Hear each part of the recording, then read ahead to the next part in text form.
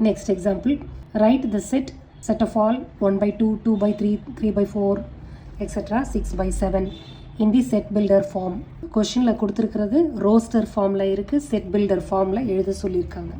Okay. Set builder formல எழுதணும்னா set of all x such that x is a sub condition எழுதணும் இல்லையா? அப்போ அந்த கண்டிஷன் என்ன அப்படின்றத நம்ம கொடுத்துருக்கிற நம்பர்ஸை வச்சு தான் கண்டுபிடிக்க முடியும்.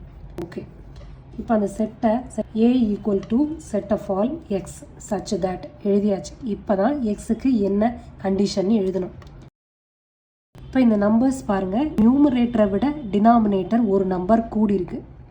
அடுத்ததில் இங்கே இருக்கிற டினாமினேட்டர் தான் அங்கே நியூமரேட்டராக வந்திருக்கு. இந்த நியூமரேட்டரையும் இங்கே டினாமினேட்டரையும் கம்பேர் பண்ணால் நியூமரேட்டரை விட டினாமினேட்டர் ஒரு நம்பர் கூடியிருக்கு. ஓகே, லாஸ்ட் நம்பர் வாங்க. லாஸ்ட் நம்பரில் நியூமரேட்டர் 6, டினாமினேட்டர் 7. ஓகே, இப்போ இந்த இதில் இதை எப்படி நம்ம லெட்டர்ஸில் எப்படி ஸ்பெசிஃபை பண்ணுறது அப்படின்னு பார்க்கலாம். நியூமரேட்டரை விட டினாமினேட்டர் ஒரு நம்பர் கூட அப்படின்றத அதை ஃப்ராக்ஷனை எப்படி மென்ஷன் பண்ணலாம்? n டிவைடட் பை n + 1 அப்படின்னு மென்ஷன் பண்ணலாமா? x equal to n divided by n + 1ன்னு மென்ஷன் பண்ணலாம். சரி, இப்போ இந்த என்னோட வேல்யூ எப்படி இருக்க முடியும்? அண்ட் என்ன ரூல்? மினிமம் n 1 இருக்கலாம், மேக்ஸிமம் எவ்வளோ இருக்க முடியும்? இங்கே n + 1 7 தான் இருக்குது. So n is 6. அப்போது n lies between 1 and 6 including 1 and 6.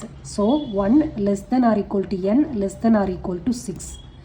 So இதுதான் செட் பில்டர் ஃபார்மில் இந்த செட்டை மென்ஷன் பண்ணுற வே.